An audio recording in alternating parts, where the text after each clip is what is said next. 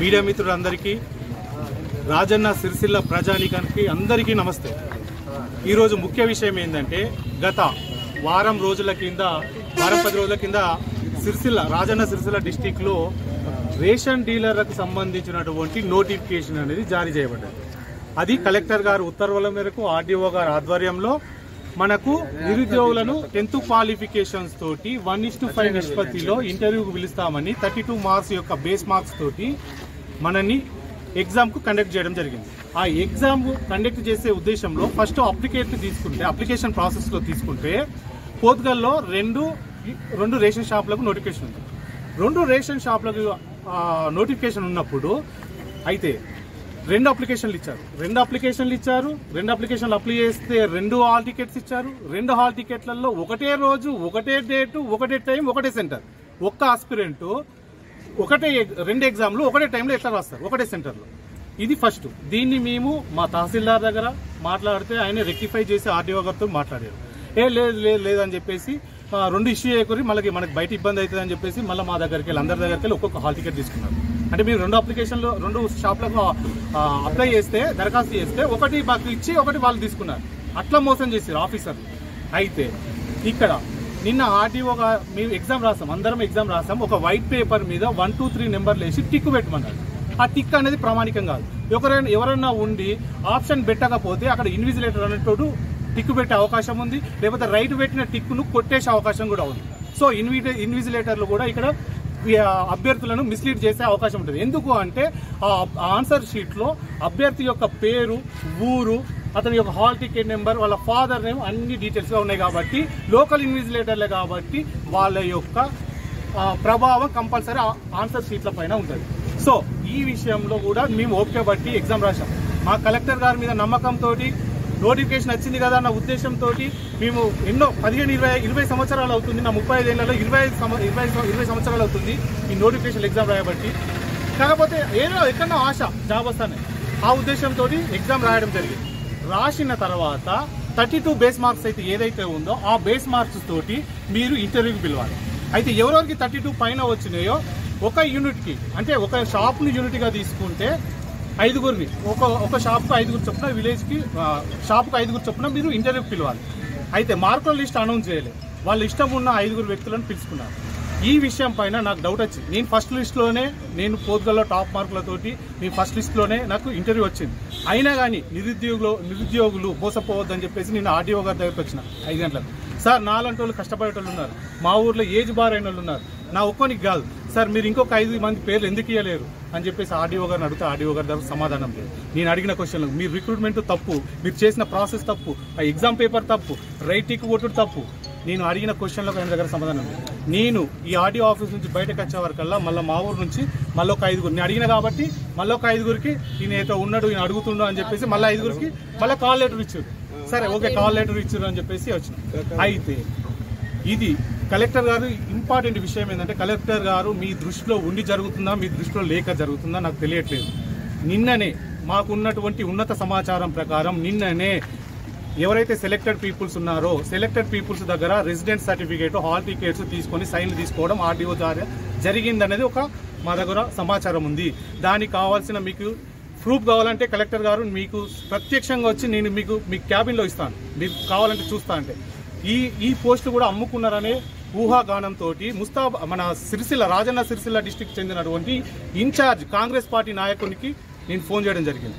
నేను కూడా ఒక కాంగ్రెస్ పార్టీ నాయకుడిని, కాకపోతే అంతకుముందు ఒక నిరుద్యోగిని, మా తల్లిదండ్రుల కొడుకుని, ఆ కుటుంబాన్ని సాకాలే, నా బాధ్యత ఉంది। పార్టీ ఏముంది, వీళ్ళు ఉంటాయి పోతాయి, పదవులు ఉంటాయి పోతాయి, నువ్వు ఉంటావు పోతావు, నా కుటుంబాన్ని సాదుకోవాలన్న ఉద్దేశంతో నేను ఆ వ్యక్తికి నేను ఫోన్ చేస్తే ఆ వ్యక్తి అంటాడు, బరాబర్ మా ఇష్టం ఉన్న వాళ్ళకు మా పార్టీ వాళ్ళకి ఇచ్చుకుంటా అన్న, నేను నీ పార్టీ కాదా అని కూడా అడిగిన, నేను పార్టీ కాదా అంటే లేదు వాళ్ళకు ఇస్తాము అన్నారు। అంటే వాళ్ళు నేను కూడా అన్న వాళ్ళు టీఆర్ఎస్ వాళ్ళు కదా, మరి నువ్వు కాంగ్రెస్ వాళ్ళని అయి ఉంటుంది, సరే కాంగ్రెస్ వాళ్ళకి ఓన్కి ఇచ్చినా ఏం కదా, నాకు నువ్వు టీఆర్ఎస్ వాళ్ళకి ఎట్లిచ్చినావు అని అంటే నా దగ్గర ఫలానా వ్యక్తి పట్టుకొచ్చిండు, నేను ఆయన మాట ఇచ్చిన, నేను మాట శాసనం నేను అంటే నేను మాట బాహుబలి మాట అన్న, నువ్వు ఇచ్చిన శాసనం ఏందన్న, దానికి నువ్వు సరే నువ్వు ఇట్లా ఇద్దరిని ఒక్కొక్కరిని నువ్వు సెలెక్ట్ చేసుకుంటా ఇది చేసే బదులు డైరెక్ట్ నువ్వే ఆర్టీఓ ఆఫీస్లో కూర్చొని ఎవరో కావాలని ఇచ్చుకుంటూ అయిపోతుంటుంది।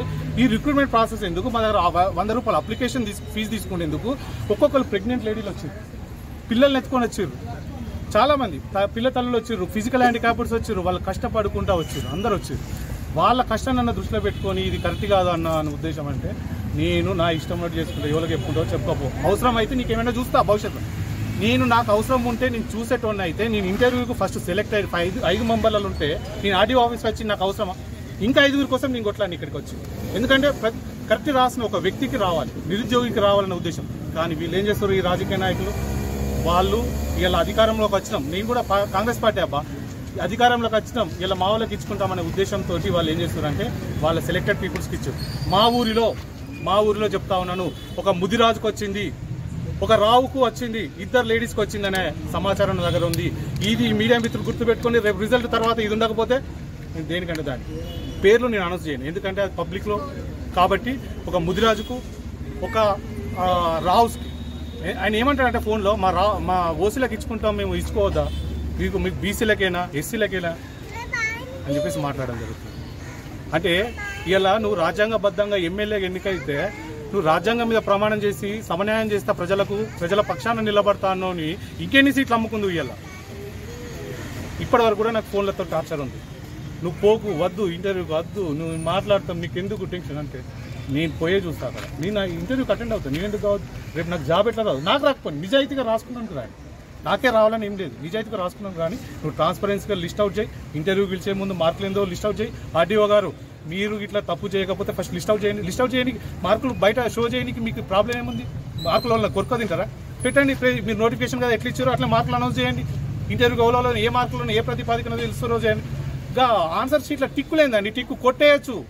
నీకు నీ ఇన్విజిలేటర్ అనేటోడు పెట్టిన దానికి రైట్ పెట్టచ్చు, పెట్టిన దానికి కొట్టేయచ్చు. ఎందుకంటే అందులో క్యాండిడేట్ యొక్క డీటెయిల్స్ పూర్తిగా ఉన్నాయి. ఫర్ ఎగ్జాంపుల్ కావటి మహిపాల్స్ అన్నావు, మల్లయ్య గ్రామం పోద్గలని ఉంది. ఆ వ్యక్తి నాకు పడకపోతే నాకు కొట్టేస్తాడు, అన్ని కొట్టేస్తాడు, దానికి రెస్పాన్సిబిలిటీ ఎవరు?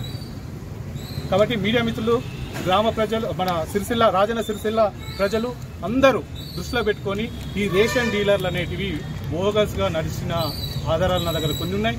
కాబట్టి గౌరవ కలెక్టర్ గారు, అదేవిధంగా సీఎం రేవంత్ రెడ్డి గారు కూడా మీరు ఈ దృష్టి పెట్టండి సార్. ఎందుకంటే మన తెలంగాణ పబ్లిక్ సర్వీస్ కమిషన్లో టీఆర్ఎస్ ప్రభుత్వం అనేది అవినీతికి పాల్పడదని మనం రోడ్లెక్కి మనం ధర్నాలు చేసినాం.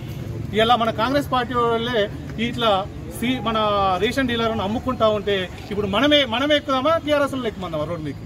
వాళ్ళకి ఇద్దామా ఆధారాలు, వాళ్ళని చేద్దామా? ఎందుకు మీ పరువు ప్రతిష్ట ఇస్తా ఉన్నారు? రేవంత్ రెడ్డి గారు, ఆదిశ్రీనన్న గారు, పొన్నం ప్రభాకర్ గారు ఏమన్నా అంటే మీ పేరు చెప్తారు, మాకు వాళ్ళ నుంచి ఆర్డర్స్ ఉన్నాయి, వీళ్ళ నుంచి ఆర్డర్స్ ఉన్నాయి. ఎందుకంటే మిమ్మల్ని బదనం చేస్తూ ఉన్నారు, మీతో తిరిగేటోళ్ళని మిమ్మల్ని బదనం చేస్తూ ఉన్నారు.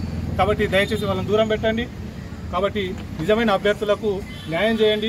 ఈ ఇంటర్వ్యూ అనేది ఆఫ్ చేసి ఫస్ట్ మార్కుల లిస్ట్ అనేది పెట్టిన తర్వాత, ఎవరెవరికి ట్రాన్స్పరెన్సీ వచ్చిన తర్వాత, మీకు మార్కులు అనేది ఎవరెవరికి ఎంత వచ్చినాయో తెలిసిన తర్వాత ఆ టాప్ 5లలో తీసుకోండి, మాకు అభ్యంతరం ఏం లేదు.